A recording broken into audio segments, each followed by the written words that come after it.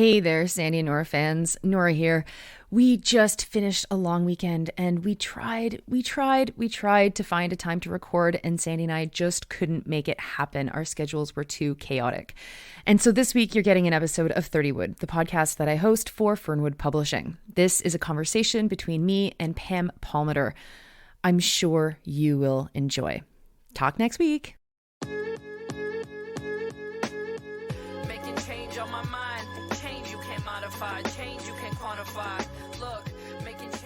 This is 30 Wood, a podcast celebrating the 30th anniversary of Fernwood Publishing. In this series, we talk to Fernwood authors about their work, their activism, and why radical publishing is so critical. In this episode, I talk with Pam Palmater. Pam is Mi'kmaq, a lawyer and professor and chair of Indigenous governance at Toronto Metropolitan University, and is just such a delight, so full of energy, and does so many things. She talks about her 2 books that she's published with Fernwood, but not just that, also how to reach people through podcasting, videos and TikToks, writing long-form articles, short-form articles. It's a fun conversation, and I know that you're going to love it. Pam Palmater, welcome. Thanks so much for having me. I am pumped to be on a Fernwood podcast. Yes, and people should know that Fernwood is new to the podcasting world, but I don't think it's the last time that they're going to enter this space. And so if folks love the podcasts that Fernwood have put out so far, you should definitely let them know. Pam, can you introduce yourself to anyone that might not be familiar with your work or maybe familiar with only some of your work? Sure. Kwe Nindeloizi Pam Palmater. I'm from the sovereign Mi'kmaq Nation on unceded Mi'kma'ki, which is in Atlantic Canada. My home reserve is Ugbaganjig, which is Eel River Bar First Nation. I have been a lawyer in good standing for 23 years. I am a professor and chair of Indigenous governance at Toronto Metropolitan University, which used to be Ryerson University. And I do a bunch of other things. I'm an author, I'm an activist, I write books, Fernwood books in particular, and I do a lot of social media content, like for educational purposes. So I have like 2 podcasts, YouTube channel, all the normal stuff. Yeah, I think you're one of the few people that I'm talking to on this podcast that has such a breadth of media that they work with. And while we're, obviously we're going to talk about books. That's why we're here. But what's your feeling about moving from one medium to the next? Like, how do you interact with podcasting versus video versus long form book writing versus maybe shorter articles? Well, for me, all of this work is about public education, so that I can inspire people who are educated on Indigenous issues to take substantive action and make that a lifelong commitment. So in order to do that, I have to get to people to where they are. Obviously, in class, it's a small number of students.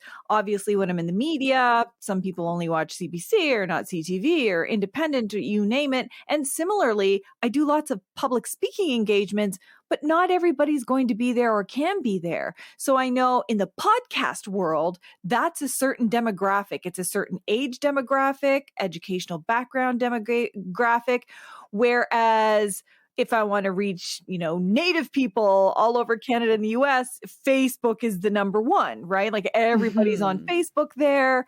So what I do for Facebook is different than YouTube. YouTube is literally for a worldwide audience, and obviously you have to target a specific audience, but it's accessible in a way that not everything else is. So if you think about YouTube, it's visual, but for anyone who has vision problems, they can listen to a podcast.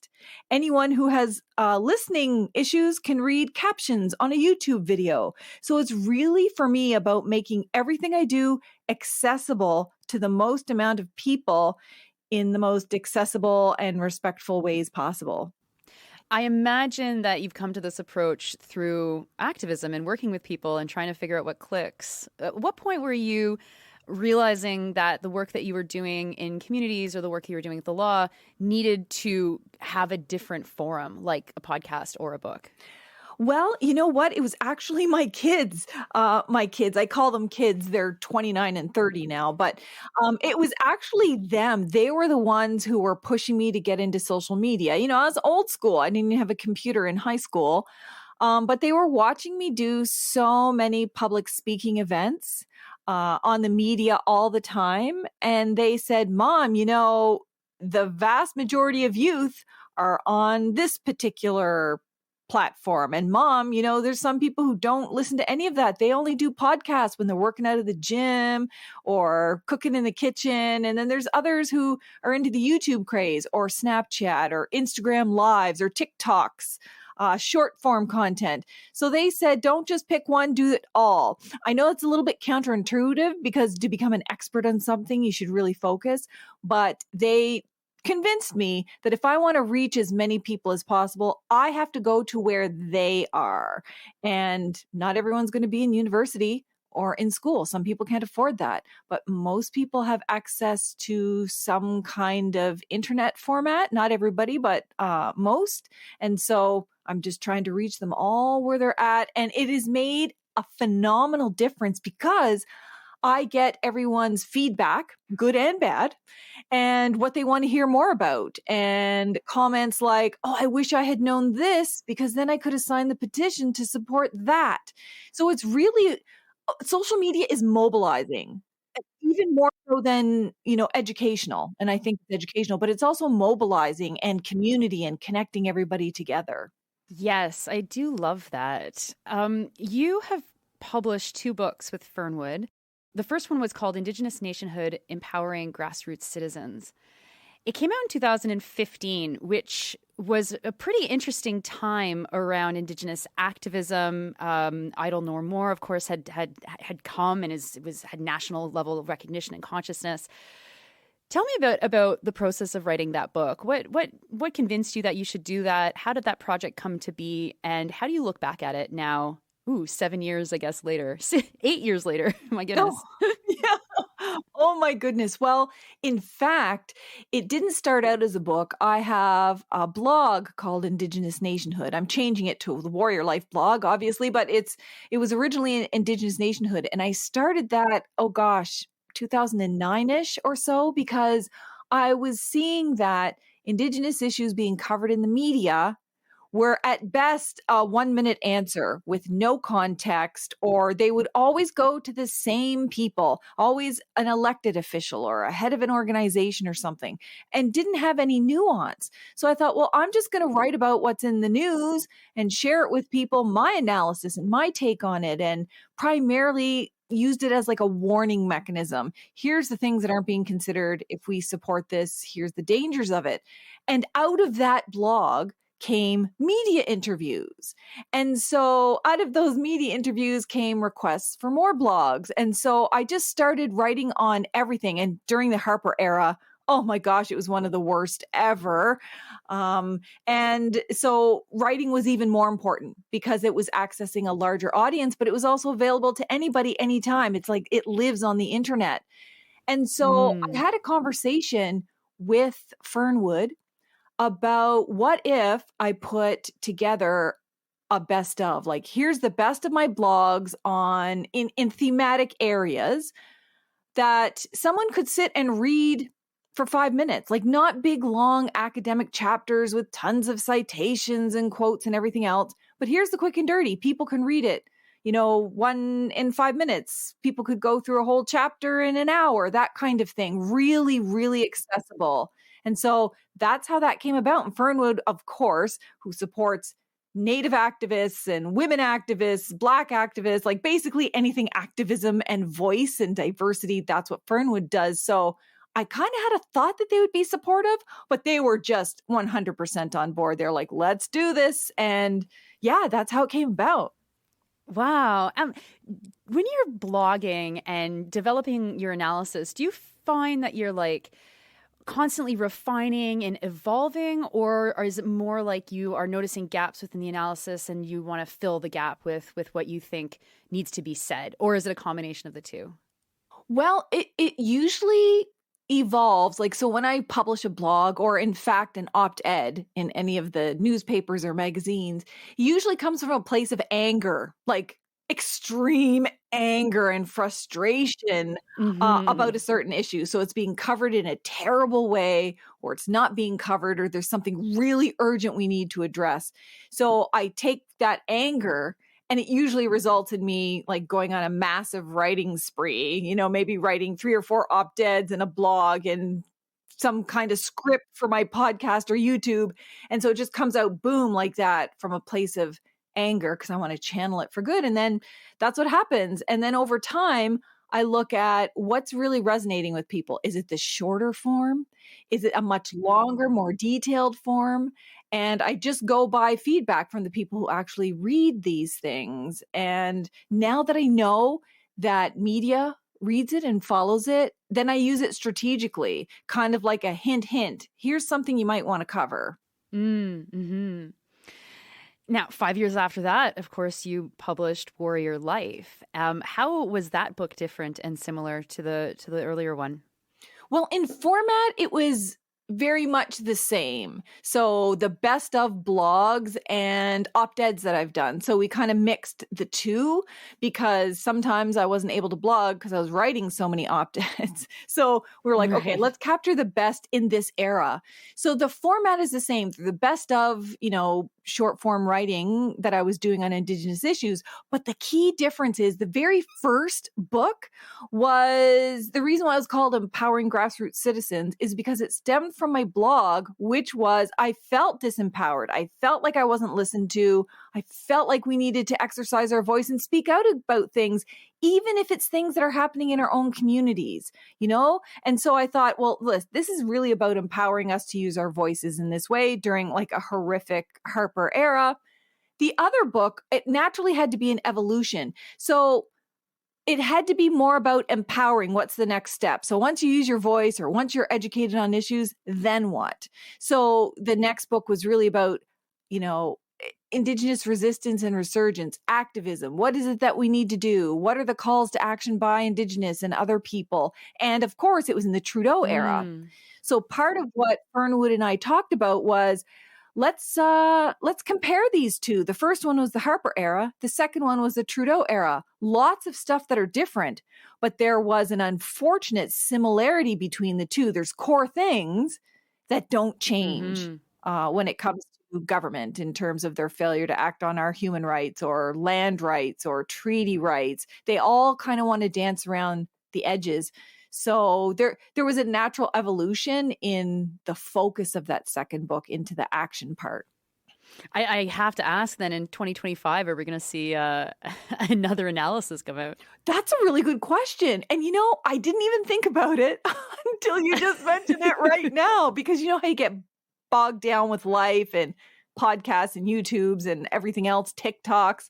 I never even thought about that or the amount of time that's gone by. I feel like there's this wrinkle in time. The whole 3 years of the pandemic, it's like I didn't even realize 3 years went by. So yeah, maybe so. Well, and I'm actually curious about the world that you released Warrior Life into. It was a pandemic book, right? And I also had a pandemic book that year. How did you find when you published it the world that it then was put into? How did the world changed in those kind of months of 2020? Well, we knew that there wasn't going to be, at least for the, first 3 years life of my book, there wasn't going to be a book tour. There wasn't going to be massive speaking events. There wasn't going to be engagements at libraries, going into schools, doing all of that stuff, because at first people didn't even know what to do. So they did nothing. It slowly migrated to online. But by then, people, publishers even weren't really sure how do you promote a book when you can't do it in person, like the old school style. And I think a lot of publishers really, really struggled with that. I'm lucky in the sense that I create content, I produce content, so I could do some engagements, some special shows, with other books and things like that. But really, there was a drastic difference between my very first book, for example, Beyond Blood with Purich, which is now UBC Press, and then my Indigenous nationhood, and then this one. So it wasn't as widespread, obviously, as it would be had it not been the pandemic. One of the things that I'm always interested in is the interplay between activists' writing and the movements in which they're embedded. Where Indigenous movements for sovereignty and civil rights, where they were in 2020, how was that different than when you were writing in 2015 or even years earlier than that? I think ultimately our goals, our advocacy, our calls to action, the things that we want, are defending, pursuing, have been fundamentally the same, 200 years ago to now. We're talking about please don't kill us, and how about land back, and how about you live up to your treaties, those kinds of things. But in terms of social movements naturally have to change because governments adapt, media adapts, your counter movement people adapt in terms of their strategies and things like that. So it's one of those things, it's so organic. It's not like it's planned, like, aha, today we're going to switch and do this kind of advocacy. I think it really does move with technology. It moves with formats. It moves with what is resonating. It even changes with things like social media algorithms. How are you going to get even more access? But I think it also has changed naturally because of social media and the way that we can coordinate and strategize and do debriefings and feedbacks and, kind of do like a football review of what worked and what didn't work in that particular scenario. And social media is priceless for that. I know there's a lot of garbage on social media, but if you're strategic about it and you just use it for your purposes, you don't have to engage with all the trolls. That's a waste of time. But you can set up a Facebook meeting or a Zoom meeting or something and say, okay, how are we going to do this? And it really brought most of us together. And I think there has been a transition from like when I started when I was like a teenager to now. Our movements are less isolated, less siloed, less all about us and our one issue, and more about where can we collaborate and cross over to support and strengthen our movements, because it just makes our movements collectively bigger. And we found better ways to work out disagreements in the family, and with any relationship, there's going to be disagreements, and we just have to find ways to work around that. And I think that, we've come a long way to do that. When you look at movements today, what gives you optimism and what gives you pessimism? I guess maybe answer in the opposite direction so you can end with the optimism. Yeah. Okay. Pessimism. It's that I worry that some people give up too quickly. I worry that they measure success tied to themselves, as in, if I don't see this court case win in the next 2 years, it's all over with because I fought this court case, I lost this court case, oh, it's all done. Instead of seeing the win in it, that court case took 2 years. They couldn't do any construction during those 2 years. Those 2 years gave us time to do more research, plan our advocacy, plan B. We knew it was always going to lose, but now we've been given the time to plan around it.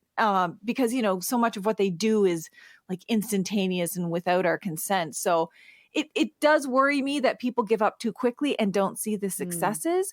What gives me hope, however, is seeing people on the front lines. That has not changed. We are still on the front lines. We are still fighting. We are still, defending ourselves against the police. We're still living, asserting, and defending our sovereignty and protecting water and protecting kids. And, we're just becoming more and more unified into, politics don't seem to matter as much anymore. It's more about, do you care about human beings? Do you care about life on the planet? Great. Then we're going to be fantastic friends. And as long as I see people on the ground and in the media and fighting in courts and fighting at the UN and fighting on every forum, then we got this. The devastating thing would be to wake up tomorrow and no one really cares. Right. They all just gave up. Right, of course. Thinking about where you are today and the projects you're working on and where you want to go, and then looking back over the writing you've done, how would you say you've evolved as a writer? That's a really good question. I've adapted my writing. So in the very beginning, it was more kind of like a personal reaction to stuff. It was always based on fact, right?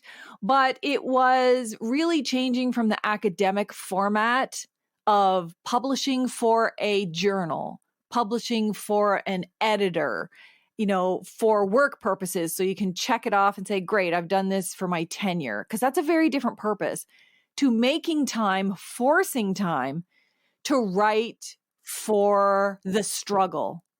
And that is more short form. It's less academic. It's accessible in terms of age, in terms of educational background, in terms of, finances. And over time, because of the feedback that I've gotten, I've been able to adjust my writing to what people care about. Because I can go and talk, give a talk at a school about treaty rights. But if all of their questions are related to, hey, what's going to happen if Pierre Poilievre gets elected? What's that going to mean for Indigenous rights? And I'm like, okay, not only do I have to talk about the legality of treaty rights, now I have to talk about the context in which it lives, the political context, and the differences in which treaties have been treated, and what people can do to help if that happens. So feedback has been really transformed what I've done. There's been some commentary about be less strident, be less angry, be less direct. Can't you soften some of the things you say? But how do you soften genocide? I mean, honest to goodness, it's not the weather. I can't soften it. So I still have to be direct. And I think the core of who I am and what I'm saying is the same. I've just tried to respond to how people receive it and the things that they care about around that topic. And how do people receive it? How do you find people receive your writing, the book writing or the blog writing, or even your podcasting and YouTube work? I'd say the majority is good. And what's interesting, now that I've been doing it long enough, is the majority is good. They always say thank you, or I didn't know that, or I can't wait to bring this back to my First Nation and raise it with Chief and Council, or it's a chief saying, wow, this is great. I'm going to talk about this with my council. Or so that the fact that it's been useful and that they can take it into consideration, like, do you support the United Nations Declaration on the Rights of Indigenous Peoples? Yes or no? Well, here's things to consider. Here's some myth busting around it. That's really helpful when people are doing their own analysis. And so I really like that. There are, I would say maybe 15% that aren't supportive, but because they're political in the sense of, oh, you're just overly dramatic. You're just a liberal. You're just a Trudeau liberal, or you're just a Stephen Harper plant. So I get it on both sides. You're trying to convince us to support UNDRIP because you're just a plant for the Conservatives. So literally all these political parties are trying to critique what I'm doing on a political level and not actually on what I've said, not on the facts or the reports or anything. And then, like anybody, there is, I'd say about 5%, depending on the topic, who are almost all men who are vile and disgusting and make threats and say things that have nothing to do with what I'm talking about. And those are the ones that I don't respond to. I don't add fuel to the fire. And I noticed over time that if I talk about pipelines or white supremacy, then the majority of comments I'll get are all vile and disgusting and threatening. So when I say it's like topic-based, those are some of the exceptions. Yeah, they certainly seem to have like a bat signal go out whenever they see someone writing about white supremacy and pipelines, and it's like must swarm, must be there right now. Yeah, exactly. One of the questions that I'm asking everyone who's participating in this podcast, and it's perhaps an obvious question, but I think it's important for us to reflect on it. Why is radical publishing so important? I think it's so important to de-radicalize it in the sense of people think that talking about human rights is radical. They think that us talking about not having pipelines is radical or protecting the earth. So it's been categorized by other people as this radical, disruptive, terrible, it would just ruin everything kind of literature. When if you've got more and more publishers publishing the voices of people who are talking about really important things that's going to save human beings and the planet in the future and normalize it. So basically, normalizing what they think is radical is the counter to them normalizing racism, violence, oppression, capitalism, those kinds of things. So that's why I think it's important, not so much because we're radical, but we're radical to some people. Let's just make it normal. Let's make it what kids read in schools and universities and we talk about on a regular basis. Then it's normal. Then it's like, oh, human rights? Yeah, of course. Why wouldn't we have human rights? We don't want people to die or be harmed, of course. And then it's less radical. Right, of course. And also, obviously these publishers and Fernwood in particular create these incredible communities of writers and creators and activists that can find each other kind of like indirectly through their work. And then you realize, oh my God, we're all actually like kind of on the same page and cool. Yes, I know. And the other thing is that no one person can know everything about everything. So even though I have 4 university degrees in Indigenous issues and law and studied it and teach it and work it and life experience and all that stuff, I still can never know everything about Cree people or everything about Haida or Wet'suwet'en or Navajo or anything else. So thank goodness I don't have to do the work of doing the research and compiling it. Someone else is going to do Cree stuff.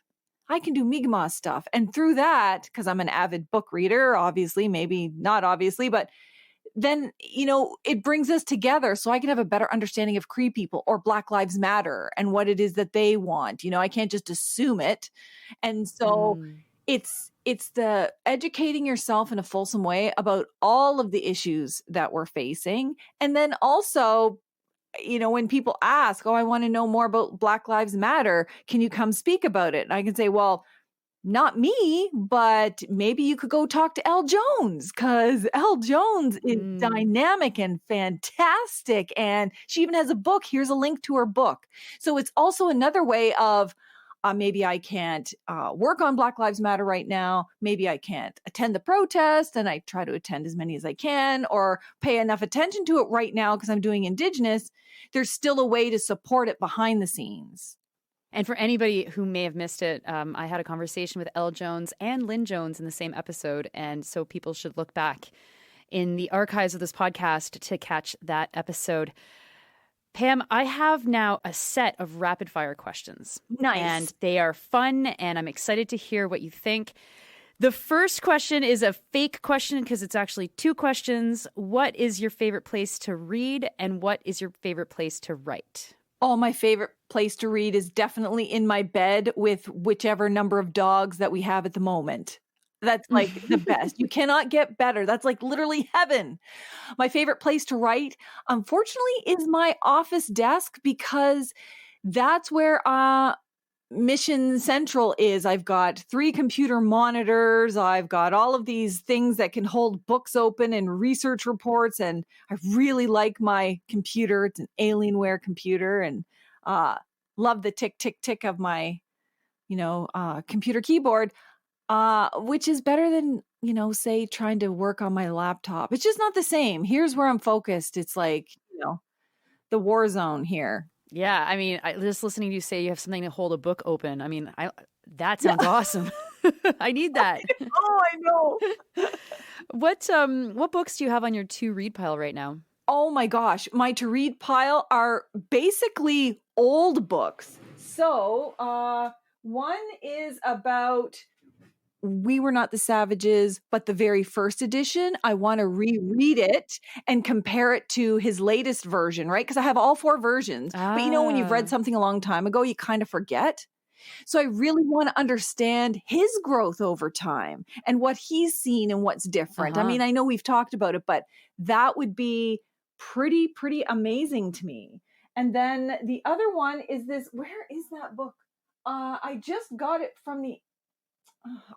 from Amazon. It's a really ancient book that you can't find anywhere. And if you go on Amazon or bookstores or wherever, and you can sometimes get a used book. Can't think of the title of it though, but I thought it was in my bedroom or my office here. Anyway, maybe not, but it's a old book. Awesome. Because again, there's lessons to be learned from old things, right? What were the struggles back then? What are they now? How do we advocate differently? All of that stuff. So even if it's from 1950s or 60s, that's gold to me. Yeah, I have not inserted what I've got on my to-read list, but I feel like I have to right now because I'm almost finished The Character of Class Consciousness in Canada from 1987. And it's so great. I know my students sometimes say, hey, why do you have this on our reading book list? Like, this is from the 1980s. It's so not relevant anymore. And it's like, oh man, in Native politics, you want to believe it's relevant because you so much to learn. Like I just did a foreword for another book about a Native leader who was, doing this stuff years ago. And the thing I like most about it is how upon him reflecting on his first edition, all of the things that have changed and things that they left out and didn't mean to. Like think of all the times in the old days, most of these politicians were men. So they talk about men and they don't celebrate the women. And so this book celebrated the women. But this old one that I just got is called As Long as the Sun Shines and Water Flows, a reader in Canadian Native Studies. So I'm thinking, wow, it's going to be really interesting to see what they were teaching a long, long time ago, because this one was from 1983, and how that might have impacted thinking. Totally. Oh, that's so exciting. And I hope that you will create content about that at some point. Oh, yeah. Yeah, I've got a long list of things I want to write about. Oh, awesome. Well, everyone should pay close attention to your blog on that one. Do you have a ritual that prepares you to write? Okay, so here's the thing about me. I cannot put in my calendar every day from, 9 to 10 a.m., I'm going to write something because my brain just cannot do that. I have to be really angry or really impassioned about something to write. And then when I do write, it could be like 2 weeks straight. That's all I do. I don't talk to anybody else. It's really feast or famine. And I've tried to be like some of my colleagues who literally put it in their schedule. Oh, every day between this hour and this hour, I'm going to write. No. The only exception to that is if something is happening in the media that I haven't heard about and someone asks me to do an op-ed and then I read it and then get really angry about it. And it's like, okay, now I'm going to have to write right now, no matter what. But for the most part, I can't force it. It is. What are you doing these days for fun? Well, I ride my motorcycles, which 2 of them are dual sports, which means, I can drive the bigger one cross country or I can drive them on trails. And it's just so awesome. It's so much fun. I do that with my son. I do archery with my son. And that's a lot of fun because I'm trying to be like Legolas from Lord of the Rings, and I'm not very good at it, but it's a lot of fun. And I just like, anything that's not in my office. So it could be going for a walk with my puppy. It could be motorcycling. It could be mountain biking. And pretty soon my grandbaby's going to be born in March. So I guarantee, in addition to hanging out with my puppy, playing with my grandbaby is probably going to be the number one thing for fun. Oh, that's awesome. Mm-hmm. What is a book that had changed your life or had a big impact on you? Ooh, that's a good question. I try to surround myself with those books. It has to be We Were Not the Savages because, you don't really get into books, like those kind of books until you're in university. Like before then, I read different kinds of books, but We Were Not the Savages because Danny Paul, the author, really defended us. It was like the first book I ever read where he was like our defender. So society blames us for everything. We're dangerous, we're savage, we don't take care of ourselves, blah, blah, blah. Danny turned that all on its head and said, yo, we were not the savages. You were, and look at what you did, and you should point the finger at you, and look at what we did. We were good, we were kind, we were, resilient, we were all these wonderful things. And that just, I don't know, I felt like it just took this load off of my back, because growing up, people make fun of you for being Native and call you all these names, and you're never going to get it. Even teachers, you're never going to get anywhere, this and that. But he was like, no, you're wonderful. We're wonderful. Our people are wonderful, and I will defend you. And I think that's still the most impactful book ever from that kind of genre. Wow. And also, of course, I did have a conversation with Danny Paul about We Were Not the Savages and how his thinking has evolved and how that book has evolved. And so another plug to listeners, Yes. If you haven't listened to that episode yet, you absolutely should. My last question for you is, who is someone you look up to? Oh my gosh, do you have 2 hours? So let me start. Dr. Cindy Blackstock, who's a Gitxsan woman, an advocate. She has been able to move mountains on justice for First Nation kids in care and their families. She's my hero because she's not elected. She's not a member of like those political parties. She doesn't sell out. Similarly, Dr. Cher McIver. She has been a champion for getting rid of sex discrimination in the Indian Act so that Native women and their kids can belong to their communities again. And she's directly impacted me. I'm registered as part of my First Nation, and my kids are, because of the work she did. She's not a part of any government. She wasn't elected. She did this on her own. So really individual activists. So same with former Senator Sandra Lovelace Nicholas from Tobic First Nation. She basically had the first case that went to the United Nations on non-discrimination against Indigenous women and girls. Kanahu's Manuel, who stands literally on the front lines trying to stop Trans Mountain Pipeline. Molly Wickham, who's on the front lines for Wet'suwet'en, trying to stop Coastal GasLink Pipeline. Cheryl Maloney, she was able to orchestrate and stop Alton Gas contaminating the water in which our fish live. These are individuals who put these situations and issues on the map, and they kick ass and take names and get stuff done in ways that no political organization or advocacy organization has done.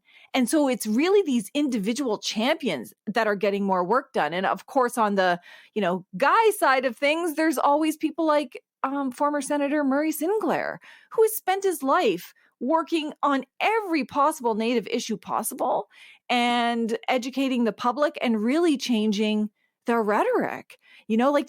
That's foundational. It's phenomenal. Or people like Donald Marshall, he's Mi'kmaq. He was able to, as an individual with support, obviously, bring the courts to its knees on our treaty rights to fish. So it's really about, all of my heroes are these individual powerhouses that dedicate their lives, but they get stuff done.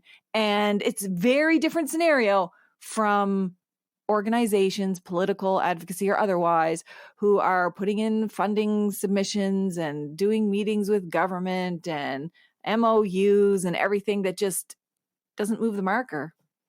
Where can people find your work? Where are you at on TikTok and YouTube and, of course, your previous books?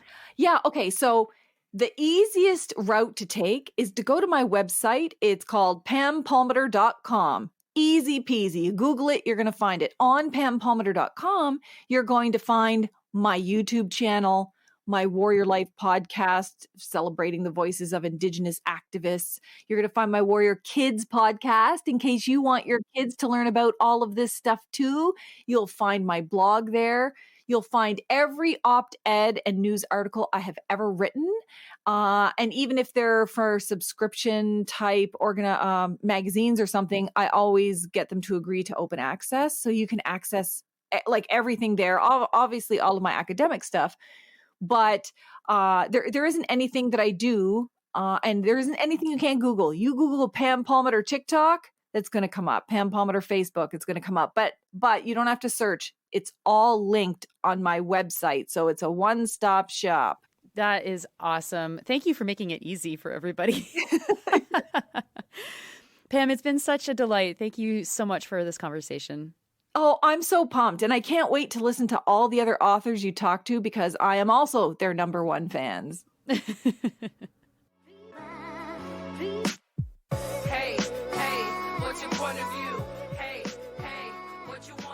You've been listening to my conversation with Pam Palmater as part of the 30 Wood podcast series.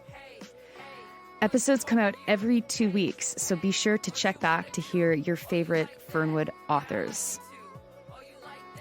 30 Wood is hosted and produced by me, Nora Loretto, with lots of help from the team at Fernwood. 30 Wood is a proud part of the Harbinger Media Network. Check out Harbinger's radical left-wing podcasts at www.harbingermedianetwork.com. Don't forget to like, subscribe, and share your favorite episodes. Pisces years old, lo and behold, a fortress of magnitude they can't subdue. Liberation is radical. You're telling me my dreams have to be practical when all these global systems are tyrannical. Point of view more than two.